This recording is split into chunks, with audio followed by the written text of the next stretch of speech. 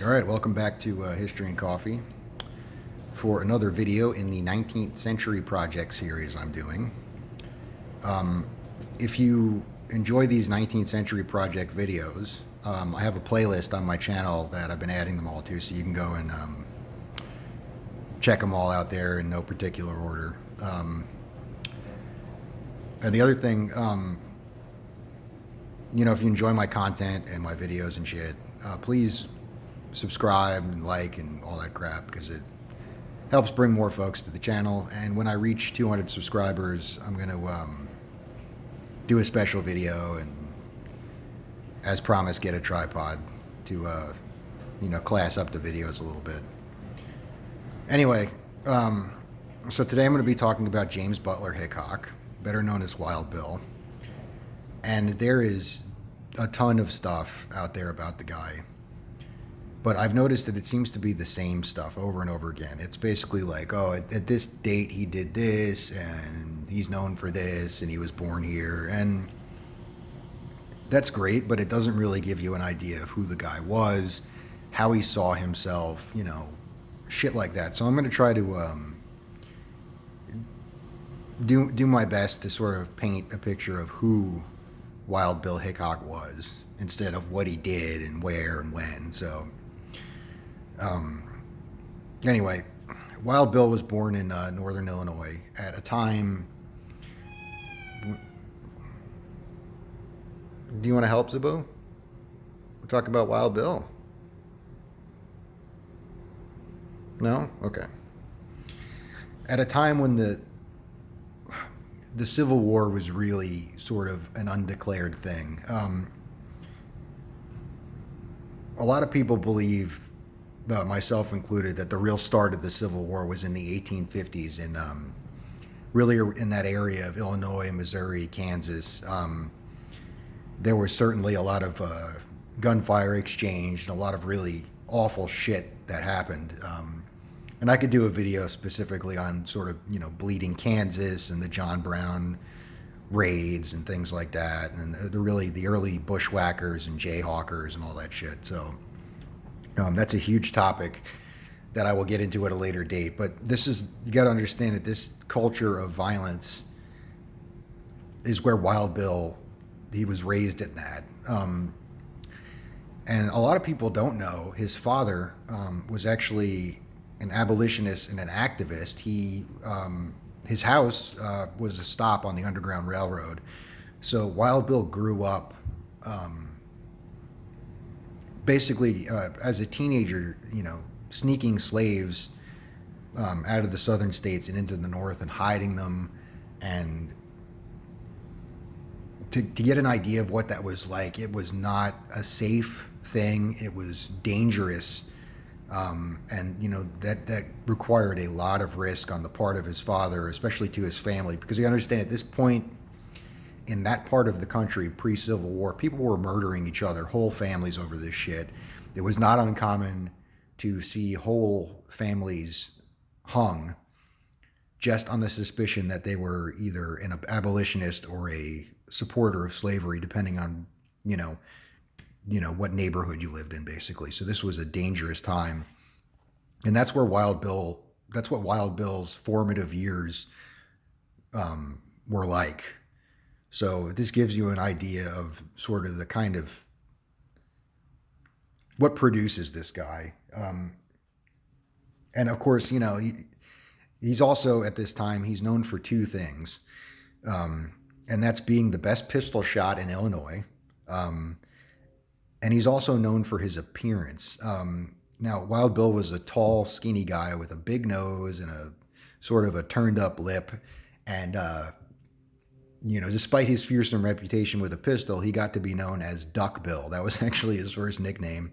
And this stuck with him for most of his life, and it bothered the shit out of him. There's even some court documents from later in his life, involving shootings and things like that, where witnesses referring to the guy as Duck Bill. So now he left home as a young man because, and I'm assuming it has something to do with the Duck Bill thing. He got into a fight while he was working on a river barge, and he fled after the fight because he believed that he actually killed the guy. They were wrestling around on this barge. Both of them went into the water. Bill came up first, didn't see the other guy come up, and split the scene. Now, the other guy lived and actually, when spoken to later, was like, oh, I had no idea that, I have no problem with the guy now. We fought it out. We settled it. So, and his first gig was basically a wagon master. At this point, there are stagecoaches going in and out of the, I believe it was the Santa Fe Trail, or I can't remember the name of it. See, I'm trying to paint picture, not get the dates all correct, which is something that I rarely do anyway. But anyway, and it's this point where he starts to get his sort of mythic Wild West reputation. At one point, there's a grizzly bear blocking the road for one of the coaches he's driving, and he gets out and discharges his pistol in an attempt to scare the thing off. Apparently, it had 2 cubs with it, so rather than run off, it proceeded to jump on him and crush his chest. He fired another shot into the creature's head, which just pissed it off, and it proceeded to go about tearing his arm to pieces. Despite these grievous injuries, Wild Bill managed to draw his Bowie knife and cut the creature's throat. So here you go, another historically documented case of somebody killing a grizzly bear with a knife, a la Davy Crockett fashion. So, and it's funny too because, again, this is a guy that's known for being sort of a skinny, whatever. And so, this is a guy that was hard as shit, who grew up in a time when you had to be hard as shit. And despite these injuries and despite it being the 19th century and very little in the way of, modern medicine or ideas of infection, he manages to recover from these wounds. And that leads to his first sort of mythic gunfight. And this is the first instance that really gives you an idea of who Wild Bill was. Now, basically, he was recovering from his wounds at a stagecoach stop. The company that he was working for was renting this stagecoach, the land that this stagecoach stop was on, from a gentleman by the name of McCannells. They had fallen behind in their rent, and McCannells showed up angrily to collect the rent. And that's all that's known. After that, it's all he said, she said, but McCannells and 2 of his friends ended up dead, killed by Wild Bill. He was acquitted on self-defense. But what's interesting and what doesn't really get talked about is after this shootout, now this was the first sort of thing that went 19th century version of viral for him. It was in all the sort of the Harper's Weekly and books, like, magazines and things like that at the time. And it got exaggerated. But what they left out was the fact that after this shooting, Wild Bill cleaned out his savings account. It was something like $200, which was a lot at the time. And he brought it to McCannell's widow's house, gave it all to her, and apologized for having to kill her husband. And that sort of gives you an idea of who Bill was. Somebody that was, somebody that did what he had to do, but didn't necessarily like it. And that's something that I think gets left out. I think that we're talking sort of a reluctant gunfighter. And you'll see this again and again, as I go on. He gets into all these situations where he gets portrayed as this, quick to anger, quick-tempered gunfighter, but there's always this reluctance and this, kind of, well, I'll get into that. Anyway, so the Civil War breaks out. And again, Bill is, his official position is wagon master when he enlists. And that's something that's interesting too, and sort of lost to history. It's pretty clear from firsthand accounts of the period that Wild Bill was some sort of James Bond-esque spy for the Union Army. His title was wagon master, but you have all these accounts of people seeing him sneaking around behind enemy lines, You have accounts, an interesting one from Buffalo Bill, who said that he saw him sneaking around some town in Kansas dressed as a Confederate officer.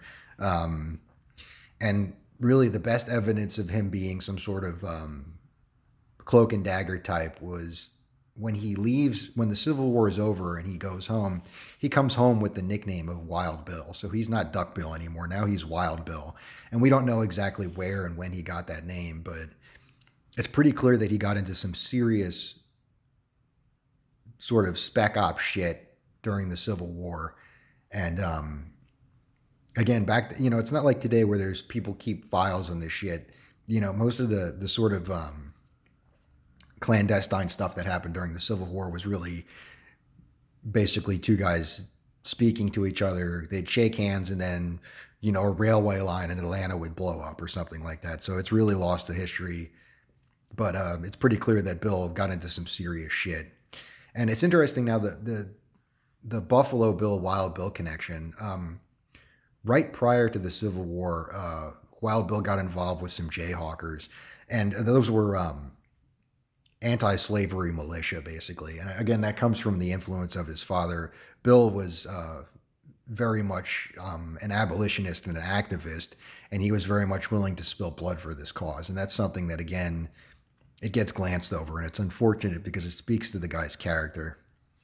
Now, Jayhawkers had a horrifying reputation, just like the Confederate bushwhackers did. And there was a lot of dirty shit that happened in that conflict. So, again, it's lost to history, but it just sort of shows that Wild Bill was when he put himself into these situations, he was generally doing it with good intentions, and not just to make a name for himself. So the Civil War ends, and you have Bill. And I think this is sort of where a little bit of a PTSD angle comes in here, because this is where he gets into the gambling and the drinking and the stuff that sort of defined him later. It's at this point in the immediate aftermath of the Civil War where Wild Bill created the myth of the quick draw Old West duel. And a lot of historians will say that this sort of thing really never happened in the Wild West, but it did once, and it was Wild Bill Hickok that did it. And that's, of course, the famous Hickok-Tutt shot, as it's come to known. And again, this is something that has been romanticized and hyped up. And, it was, people say it was because, Dave Tutt was a Confederate, and that's not true. He was actually a spy for the Union. In fact, him and Wild Bill most likely worked together, and by all accounts were very good friends. There's, of course, another account that it was over a woman from Harper's, and that's also bullshit. What really happened, it was actually an issue of pride and a pocket watch.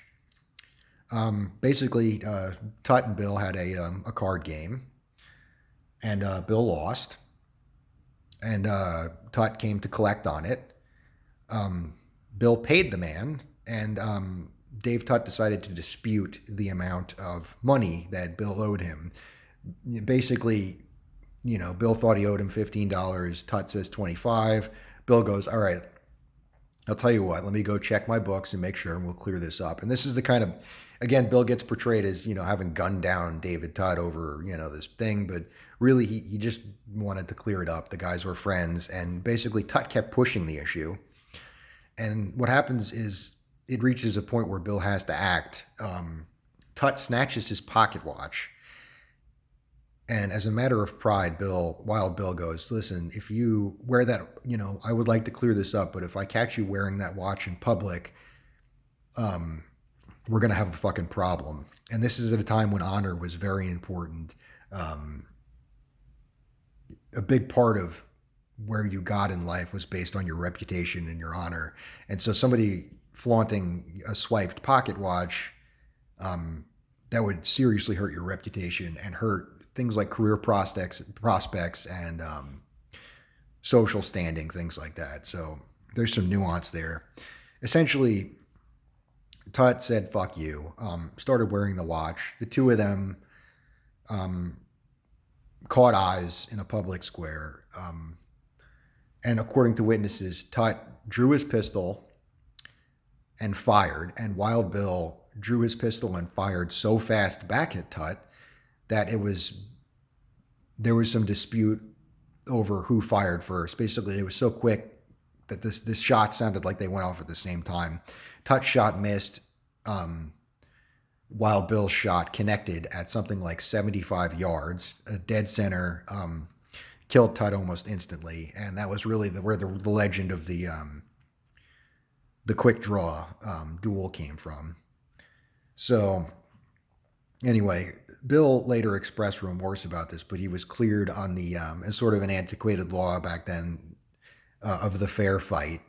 And of course, Tut having drawn first, despite the speed of the altercation and all that, he was cleared. You could tell he regretted this, and he really left town soon after. And here, where the wandering starts, he starts, getting jobs working as a cavalry scout for the army. He even worked with the Buffalo Soldiers, the 10th Cavalry, which was an all-black unit. And then again, that speaks to Bill's sort of civil rights leanings and his upbringing and things like that. A lot of white people wouldn't work with the African American soldiers, and Bill had no problem with it. And there was, of course, a lot of famous altercations here and there. After that, he went on to become sheriff of Abilene, Kansas, and this is where another sort of notorious duel happened, and it really gives you another idea of who Wild Bill was. And so what I'm going to do now is stop it here, and I'm going to pick up with part 2. So thanks for watching, and I hope you learned something.